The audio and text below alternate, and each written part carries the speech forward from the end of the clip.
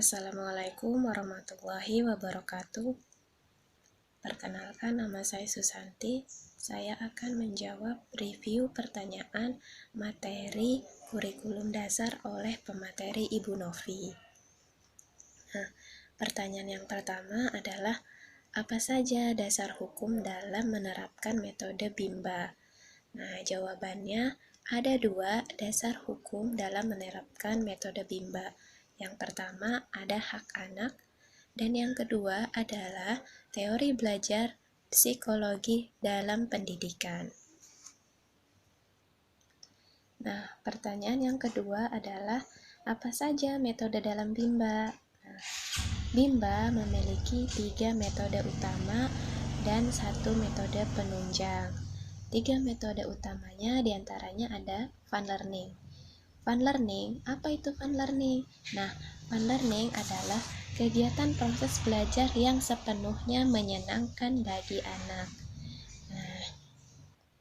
Jadi proses belajarnya itu memberikan kesenangan, terus kenyamanan dan kebahagiaan bagi si anak. Apa alasan dan tujuan dari menerapkan metode fun learning ini?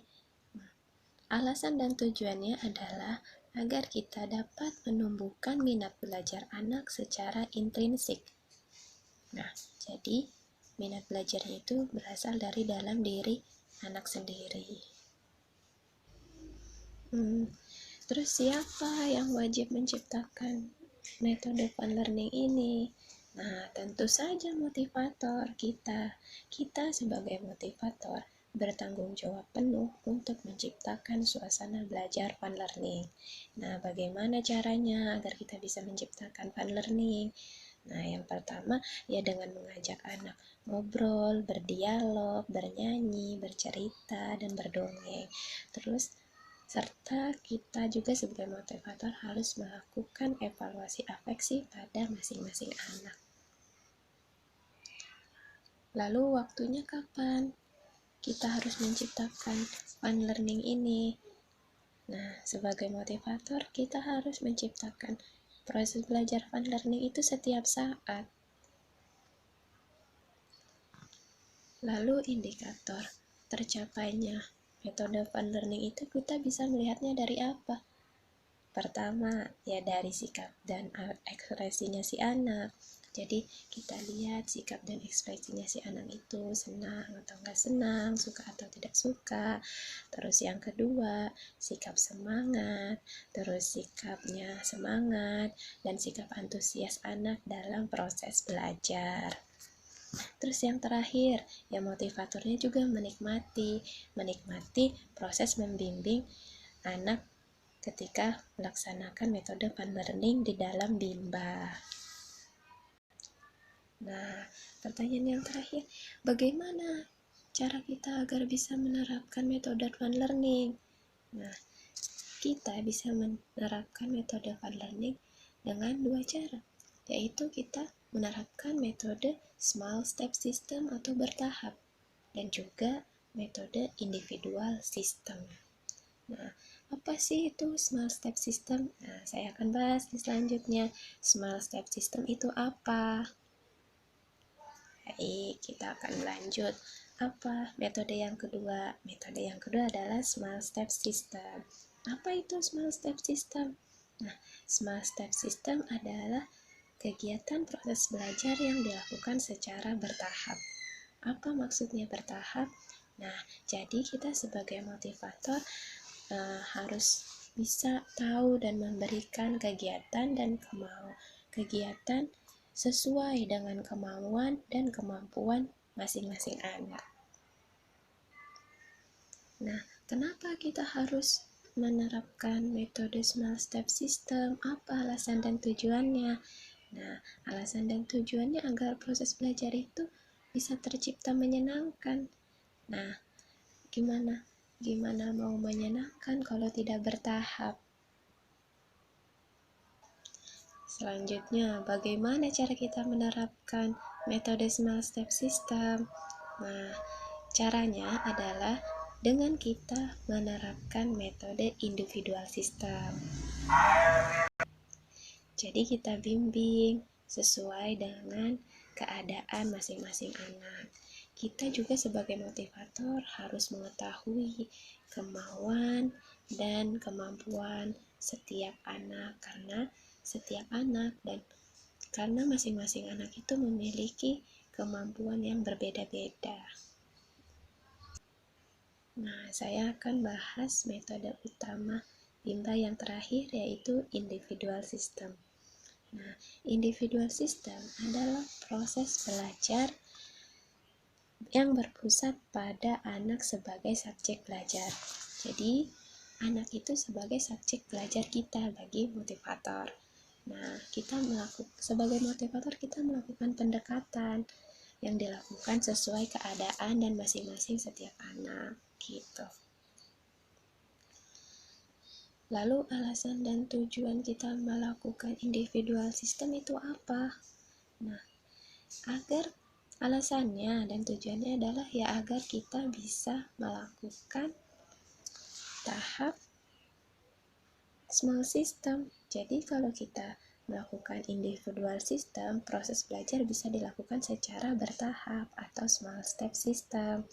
Nah, karena nggak mungkin bisa bertahap kalau kita melakukannya secara klasikal.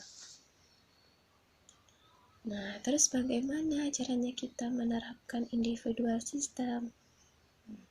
Ada cara-caranya, diantaranya cara yang pertama itu, kita harus mengenali, mempelajari, dan mengetahui setiap anak didik kita. Dan yang kedua, kita harus mencari tahu apa kesukaan masing-masing anak didik kita. Dan yang ketiga, kita harus selangkah lebih maju dari anak. Jadi, kita sebagai motivator bisa melakukan antisipasi. Nah, yang keempat, kita sebagai motivator jangan minta dimengerti, tapi berusahalah kita yang mengerti anak. Dan yang kelima, yang terakhir, itu kita bisa memberikan reward kepada anak dan melihat afeksi dan mengevaluasi afeksi anak setiap saat, gitu. Nah, metode di Bimba yang terakhir adalah metode penunjang atau variation skill. Nah, apa sih variation skill itu? Nah, variation skill adalah kemampuan yang harus dimiliki oleh setiap motivator untuk memvariasikan mana kegiatan belajar dan aspek belajar. Nah, apa aja kemampuannya? Nah, kemampuan yang pertama ada kemampuan afektif. Kemampuan afektif ini adalah kemampuan yang berkaitan dengan perasaan atau hati, perasaan dan hati. Jadi kayak rasa tidak suka atau suka, rasa senang atau tidak senang. Nah, contohnya itu kayak kegiatan bernyanyi, terus bercerita, berdongeng. Lalu kemampuan yang kedua adalah kemampuan kognitif. Kemampuan kognitif adalah kegiatan yang berkaitan dengan kecerdasan otak. Atau kerja otak. Nah, contohnya itu kayak menulis dan berhitung. Nah, kemampuan yang ketiga adalah kemampuan psikomotorik. Apa ini kemampuan psikomotorik? Nah, kemampuan psikomotorik adalah kegiatan yang berkaitan dengan anggota tubuh. Nah, kemampuan psikomotorik dibagi menjadi dua. Yang pertama ada motorik kasar dan yang kedua ada motorik halus. Motorik kasar adalah kegiatan yang berkaitan dengan tangan dan kaki. Contohnya itu kayak menari, melempar, menangkap. Nah, kalau di Bimba kita lebih mengasah pada kemampuan motorik halusnya.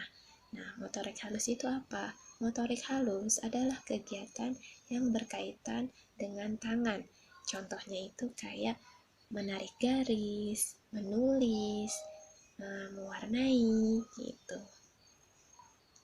Nah, Apa sih alasan dan tujuan kita melakukan variation skill?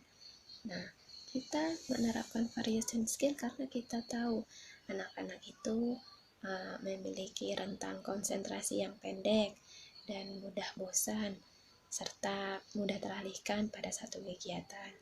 Nah, tujuan kita menerapkan variation skill ini ya agar anak itu tidak mudah cepat bosan, terus tertarik, semangat, nah, terus antusias dalam proses belajar. Selanjutnya, cara penerapan variasi skill. Nah, cara penerapannya bagaimana? Ya, cara penerapannya dengan kita memvariasikan 3 aspek tadi. Yang pertama aspek afektif, yang kedua aspek kognitif, yang ketiga aspek psikomotorik. Nah, jadi tiga aspek ini kita pakai. Tapi hindari penggunaan satu aspek saja dalam satu waktu. Jadi kita bervariasi menggunakannya.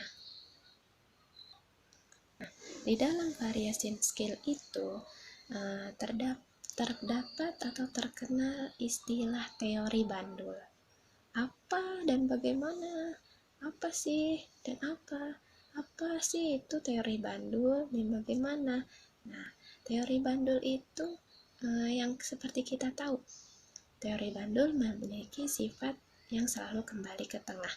Jadi yang selalu kembali ke tengah itu adalah kegiatan utama dari anak, dan yang bandul yang mantul ke kanan dan ke kiri adalah kegiatan selingan.